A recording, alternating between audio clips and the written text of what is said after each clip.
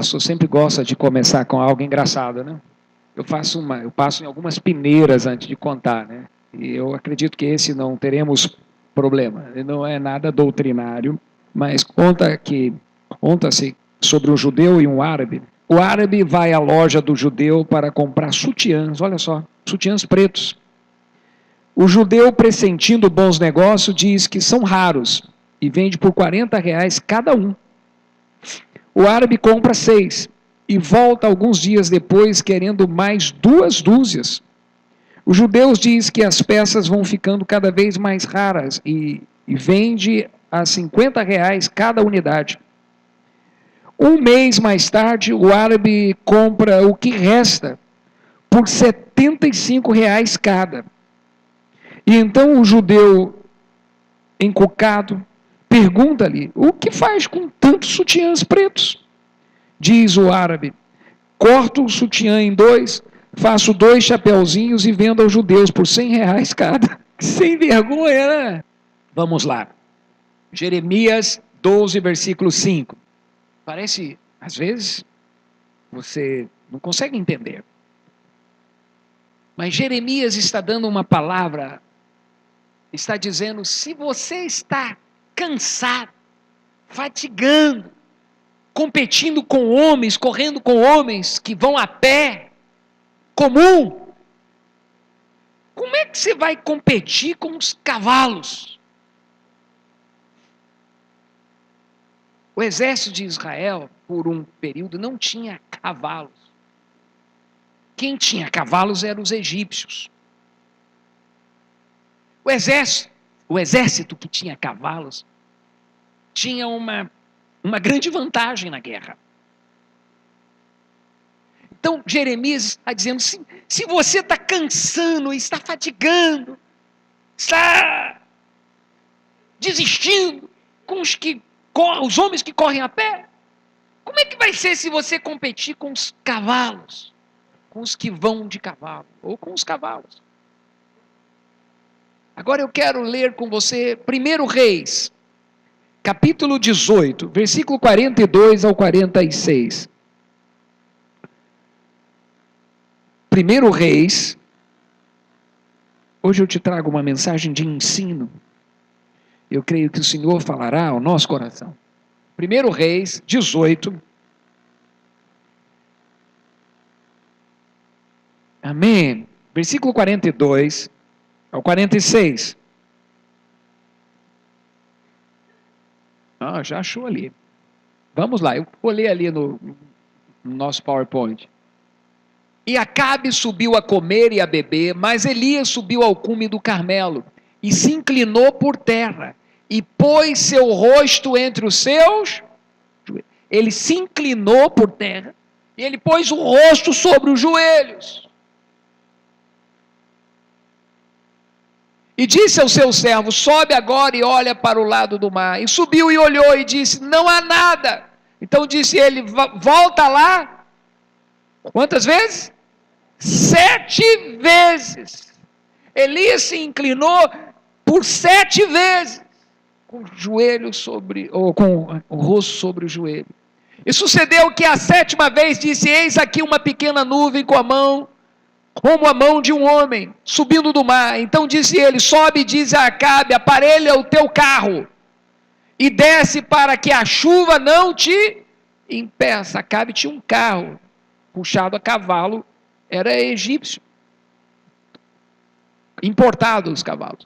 E sucedeu que, entretanto, os céus se enegreceram com nuvens e vento, e veio uma grande chuva, e Acabe subiu ao carro e foi para Jezreel. E a mão do Senhor estava sobre Elias, o qual cingiu os lombos e veio correndo perante Acabe até a entrada de Jezreel. Acabe estava de cavalos egípcios, correndo, seu carro puxado a cavalo. E Elias acompanhou, foi perante ele, foi na frente dele, chegou na frente. Olha o próximo versículo. Acho que É esse, né? E a mão do Senhor estava sobre Elias, é o 46. E Elias, o qual cingiu os lombos e veio correndo perante Acabe até a entrada de Israel, chegou na frente. Escuta, a nossa vida, nós temos vários momentos, às vezes, difíceis. Em uma pesquisa que aponta, ou um estudo, um livro que fala da biografia dos 400 homens mais eminentes das nações do mundo todo. Os 400 homens mais importantes, ou os mais renomados, que ocuparam os postos maiores. E o que há em comum entre esses 400 foi os obstáculos grandes que cada um teve que enfrentar. Alguém disse que o que determina uma pessoa de honra não é o lugar que ela ocupa, mas sim o caminho que ela teve que cruzar para ocupar tal posição. Então todos nós vamos ter batalhas na vida. É nas batalhas que a gente ganha grandes vitórias. Quanto maior talvez é a sua batalha, maior vai ser seu testemunho. Você só vai ter uma grande vitória se você tiver uma grande luta. Como é que você vai ter uma grande vitória? Quando é que sai uma grande vitória? Quando sai um grande desafio, uma grande luta. Elias estava num período em Israel que tinha 3 anos e meio que não chovia, estava seco. E ele disse que ia chover. Profetizou que ia chover. E ele foi para o Monte Carmelo. E lá ele orou, lá ele se inclinou, ele botou o rosto sobre os joelhos. E ele orou. Ele se inclinou por 7 vezes. A Bíblia diz que veio a chuva. E eu não quero falar sobre a chuva, que a chuva é muito bom também. Representa a graça de Deus, o favor de Deus, a bênção de Deus. Mas eu quero falar do episódio que Jeremias lembrou. Se você está se cansando correndo com os comuns, se você está se fatigando com as coisas triviais da vida, se você está se cansando com as batalhas pequenas, como é que vai ser se você for correr com os cavalos? Eu estou querendo te dizer, se você está cansando com cursinho, com preparatório, se você está se cansando sendo subgerente ou sendo um vendedor, como é que vai ser se você estiver lá no topo? Se você está cansando com concorrentes médios e pequenos, como é que vai ser se você concorrer com concorrência maior do que você?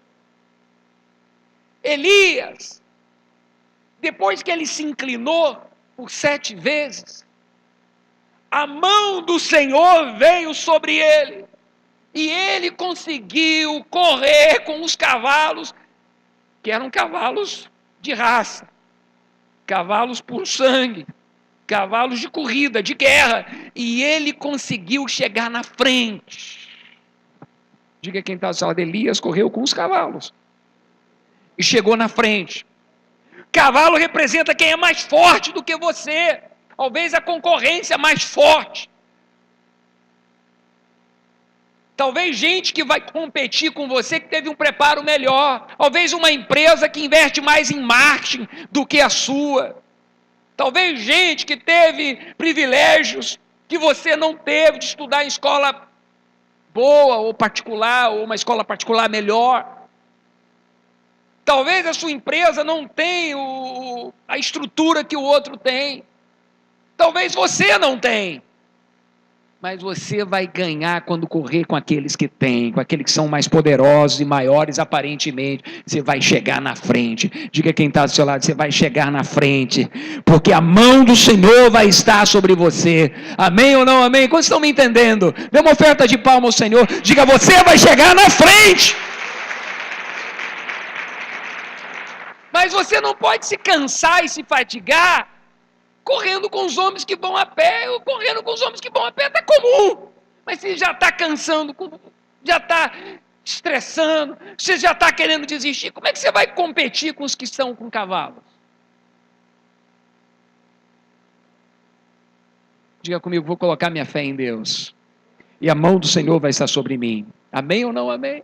Agora ouça-me. Lá fora, obviamente, tem gente mais preparada do que a gente. Tem gente que tem estrutura melhor do que a gente. Correr com os cavalos. Diga quem está ao seu lado. Você vai correr com os cavalos. E vai chegar na frente. Quem vai chegar na frente aqui? Dê uma oferta de palmas ao Senhor Jesus. Você vai ganhar. Vai chegar na frente. Aleluia. Agora Elias se inclinou 7 vezes. Quantas vezes? Quando você se inclina, quando você se curva, Elias se curvou. Se curvar, às vezes, ninguém gosta. Mas quando você se curva, você ganha impulsão. 7 curvadas ou inclinadas que te dá impulsão. É como a mola, você reduz ela aqui, ó, inclina ela, né? Pressiona ela, e na pressão aqui ela vem, Elias se inclinou 7 vezes, mas ele chegou na frente dos cavalos. Eu fiquei pensando, 7 pontos que eu e você temos que nos inclinar e nos curvarmos, que vai nos dar impulsão. Diga quem está ao seu lado, você vai ter uma impulsão tremenda, que vai te fazer chegar na frente dos cavalos. Imagina Elias correndo com cavalos de corrida e chegar na frente. 7 pontos que nós devemos nos curvar. Primeira delas, você se curva para orar. Diga quem está ao seu lado, orar. Elias se curvou para quê? Para orar. A Bíblia diz, humilhai-vos embaixo da potente mão de Deus, para que a seu tempo vos exalte. Segundo Crônicas 7,14, diz, se o meu povo, que se chama pelo meu nome, nós somos povo de Deus, e temos o nome de Deus, nós temos como sobrenome, como filhos, os meus filhos carregam os meus nomes, todos os meus filhos têm Tavares,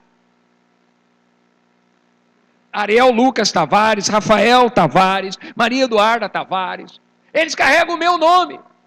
Deus disse, o meu povo, que se chama pelo meu nome, se humilhar, olha só, e orar, e buscar a minha face, se arrepender dos seus pecados, dos seus maus caminhos, eu ouvirei a sua oração dos céus, perdoarei os seus pecados, e sararei a sua terra. Nós precisamos orar. Quantos creem que a oração tem poder? A Bíblia diz, entra para o seu quarto, Jesus ensinou, entra para o seu quarto, fecha a porta, ora ao seu Pai em secreto, no lugar que ninguém está te vendo, mas Ele está te vendo, e Ele te recompensará publicamente. Entra para o seu quarto e ora, abra o seu coração, fale com o seu Pai Celestial, fale das suas aflições, fale do seu casamento, fale dos seus filhos, fale dos seus problemas, ore, fale com Deus, louve a Ele, adore a Ele, diga que Ele é santo, diga que você o ama, mas nós precisamos orar, se inclina para orar. Eu posso orar em pé, eu posso orar sentado, eu oro deitado. A Bíblia diz que você deve orar em todo o tempo, mas tem um momento que eu dobro os meus joelhos e eu me curvo, porque Ele é o meu Rei, porque Ele é o meu Deus, Ele é o meu Pai Celestial. Tem um tempo que você dobra os seus joelhos, que você se humilha diante de Deus. Amém ou não amém? Você pode dar uma oferta de palma ao Senhor? Aleluia! Se você for ler o livro de Josué, você vai ver que uma vez ele teve uma guerra. E não podia anoitecer, porque se anoitecesse o exército do inimigo era mais poderoso à noite e ia acabar com Israel. E não podia anoitecer, e a noite estava chegando, e Josué ficou afligido, não pode vir noite, a nossa estratégia de guerra é para dia, nós temos que vencer a guerra de dia, se anoitecer a gente perde, então não pode anoitecer. O que a gente faz? A Bíblia diz que Josué orou a Deus, Senhor, não pode anoitecer. Não deixa a noite vir. E a Bíblia diz que ele deu uma palavra de fé para a lua e para o sol. Diz: lua, você se detém, sol, você fica aqui. Nós sabemos que a terra te gira. Então a terra parou seu movimento de translação, é isso? Parou. E nunca houve um dia semelhante àquele. A Bíblia diz que o sol ficou no céu por quase um dia inteiro, ou por quase 24 horas. Alguns dizem 23 horas e 40 minutos, alguns teólogos. Alguns dizem que falta um dia no calendário e os outros 20 minutos foi quando o profeta Isaías vai visitar o rei Ezequias e o relógio também parou. Parou por 20 minutos. Deu a tempo dele voltar e tirar a palavra que ele tinha dado. Mas escuta, a Bíblia diz que o sol ficou no céu por 23 horas e 40 minutos. Quase um dia.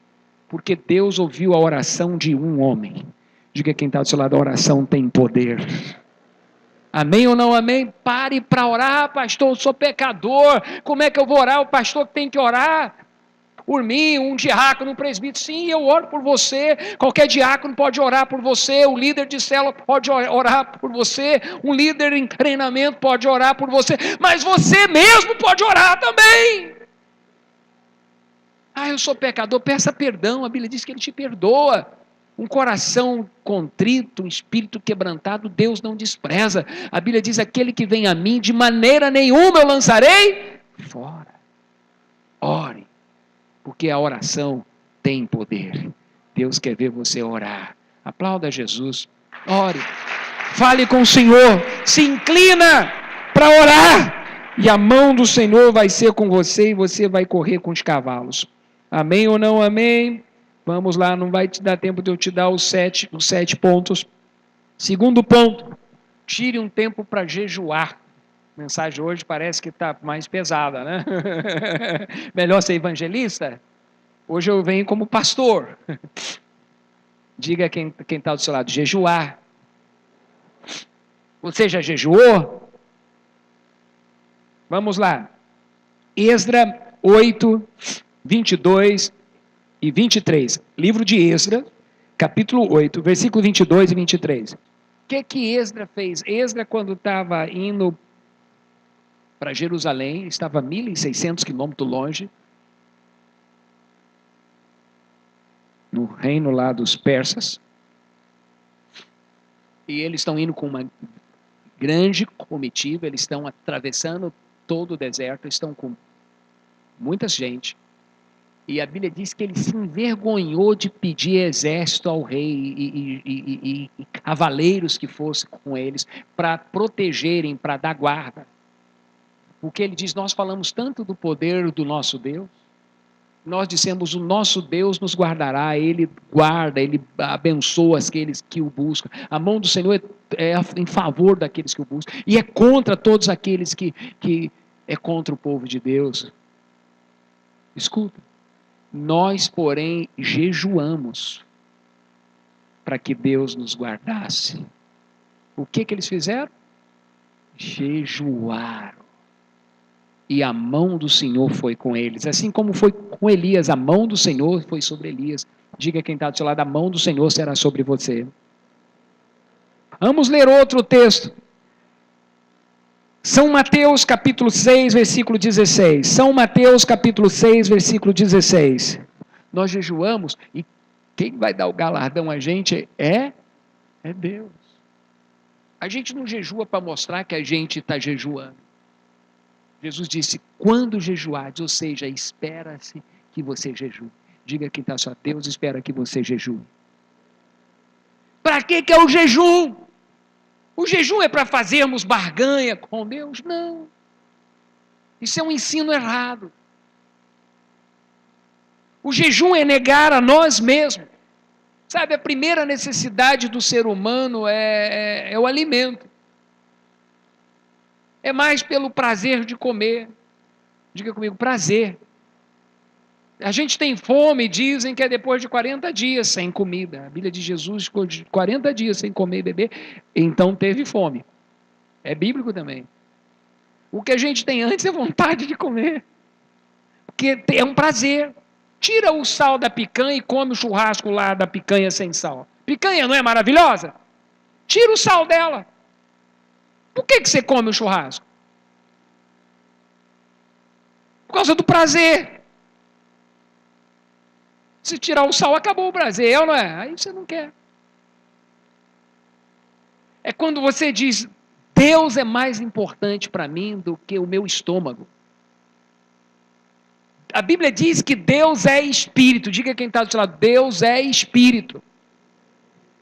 Deus é o quê? Espírito. Importa que seus adoradores o adorem em espírito e em verdade. Quando você está jejuando, você está se tornando mais espiritual. Você está valorizando as coisas espirituais.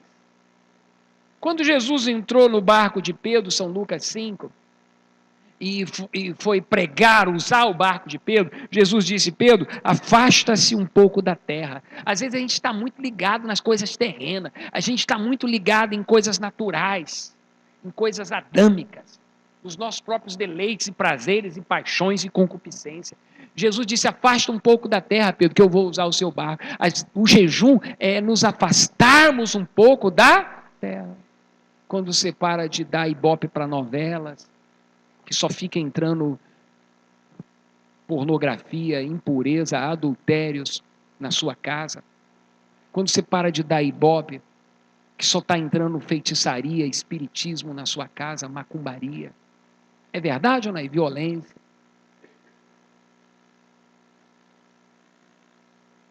E você jejua, você se torna mais espiritual. Você se aproxima mais de Deus. Como é que deve ser o jejum? Nós temos vários tipos de jejuns. Nós fazemos muito aqui 2 vezes por ano ou 3. O jejum de Daniel, que você fica 3 semanas sem comer carne, sem beber refrigerantes e sem comer guloseimas. Fazer 3 dias, 1 semana, isso é fácil, mas fica 3 semanas, você vê um preço. Você pode jejuar de 6 da manhã, ou quando você janta, você já entra em jejum o dia seguinte. Jejua até meio-dia. Nós ensinamos, às vezes, esticar um pouco e jejua até 3 horas. Às vezes, eu tenho o hábito de jejuar até 6 horas da tarde. Às vezes, 2 dias por semana. Às vezes, 3, é o que nós encorajamos os líderes. Você pode fazer um dia. Você não pode começar uma maratona já correndo os 42 quilômetros. Você começa correndo 3 quilômetros, 5 quilômetros, 10 quilômetros. Você vai ampliando de acordo com o seu crescimento. Amém ou não amém? Mas tire um dia e experimenta. Tire o domingo. Não, eu vou para a escola bíblica, eu vou em jejum domingo. Alguém vem, toma café, não é pecado, dá graça e come. Mas você pode dizer, eu vou jejuar no sábado, eu vou jejuar no domingo. Nós estamos jejuando toda quinta-feira pela campanha da conquista. Vem para a campanha da conquista. Diga comigo, orar e jejuar. Diga, a mão do Senhor será comigo. Você se inclina. Falar em oração, nós estamos com 2 reuniões tremendas de oração. Uma que já existe e a gente vai abrir. Tem uma oração que as mulheres vêm orar. Toda quarta-feira às 8 horas, é isso? 8 da manhã.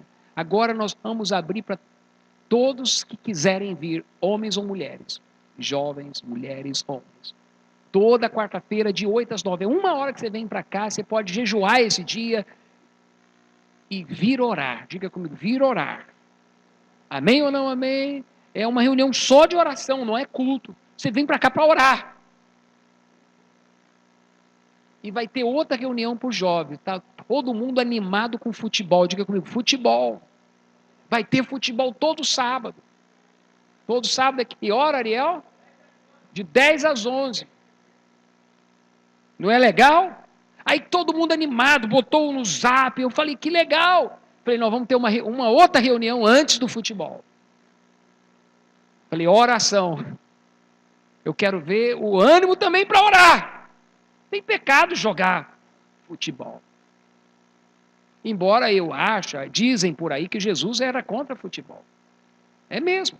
E dizem que prova isso biblicamente. Que Jesus só falava em parar a bola. Tirai a trave. Lança a rede no mar. O campo é o mundo. E o juiz é iníquo.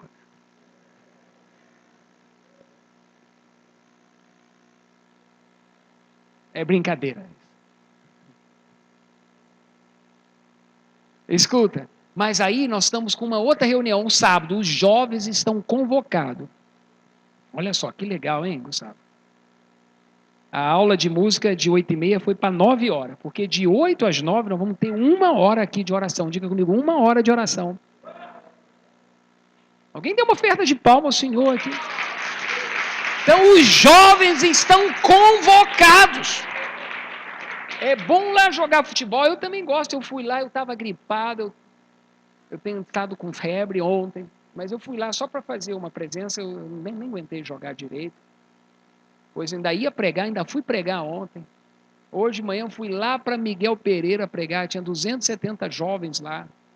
Eu fui pregar de manhã. Eu tomei um dipirona, analgésico, orei e fui.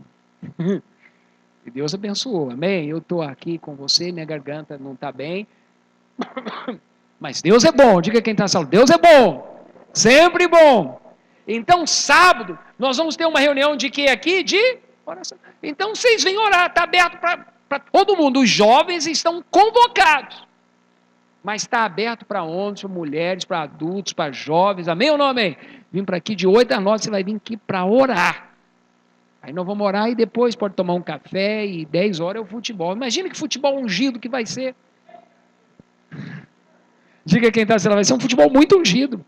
Vai converter gente lá. Você pode aplaudir a Jesus?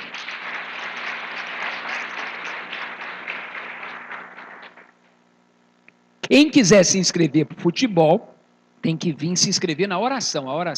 Na oração vai fazer inscrição.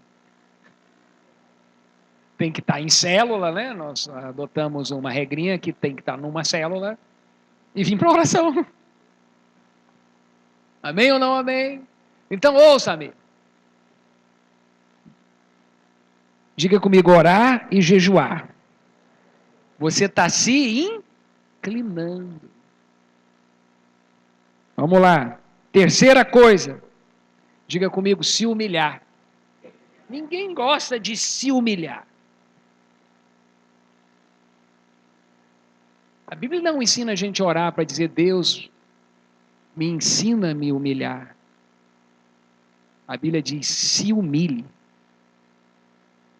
Se humilhar, a Bíblia diz, os humilhados serão. Quando você se humilha, você está como uma mola. Você está se inclinando para ganhar impulso. E você vai alto e vai longe. Vamos lá, primeira carta de Pedro, capítulo 5, versículos 5 e 6. Primeira carta do apóstolo São Pedro, capítulo 5, versículos 5 e 6. Vamos lá bem rápido. Uau.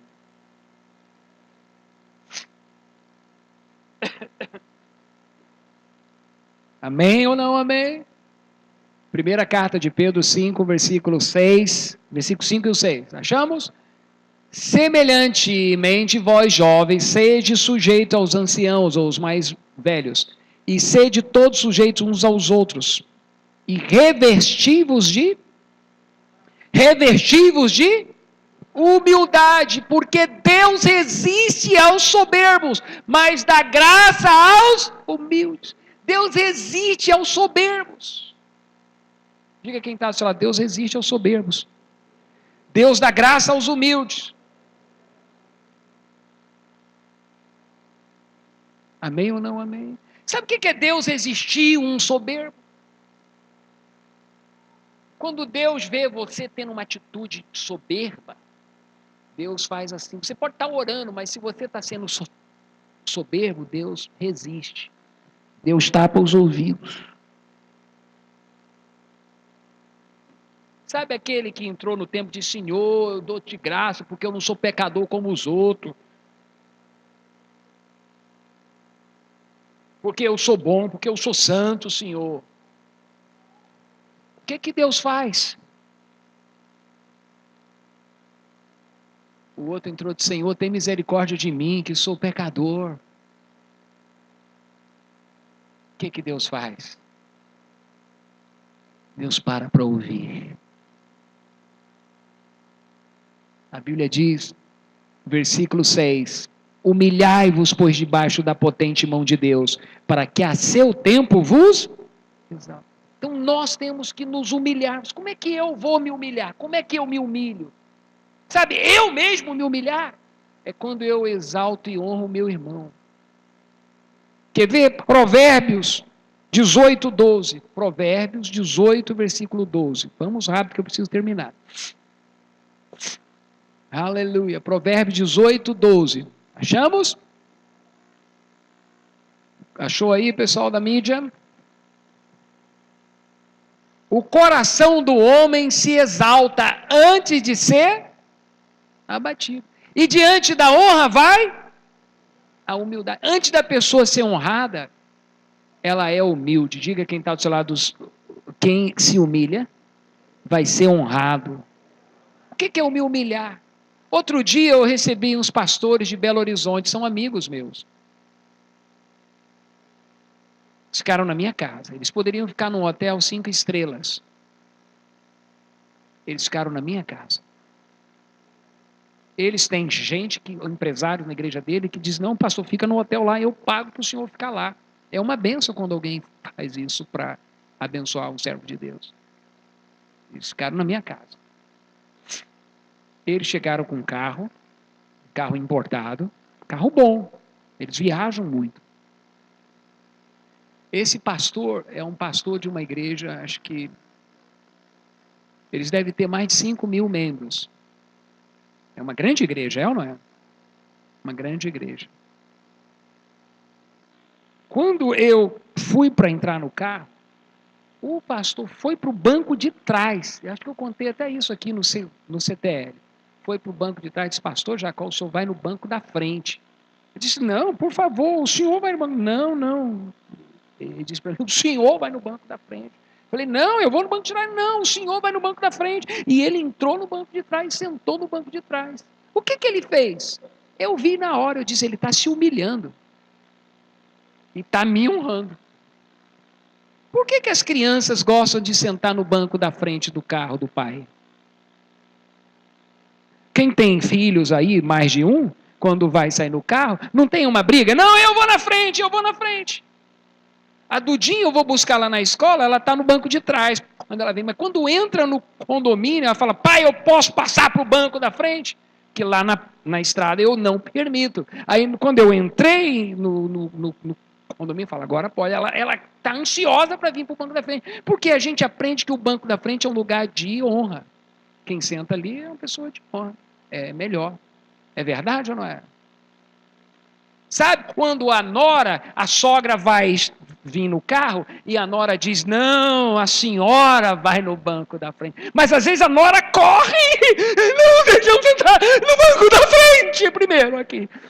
E a sogra entra, ela está bem quietinha, finge que não vê. Se humilha. Isso é se humilhar, é eu dar o melhor lugar para o outro. Diga comigo, dar o melhor lugar para o outro. Eu vou para o banco de trás. E eu dou o melhor lugar para o outro. Às vezes é a mãe, mas a mãe vai no banco de trás. E a filha, que a mãe lavou roupa, que a mãe deu duro para pagar a faculdade dela, que está com um vestido bonito, que ganha bem, graças a Deus, a filha corre e senta na frente. E a mãe vai no banco de trás.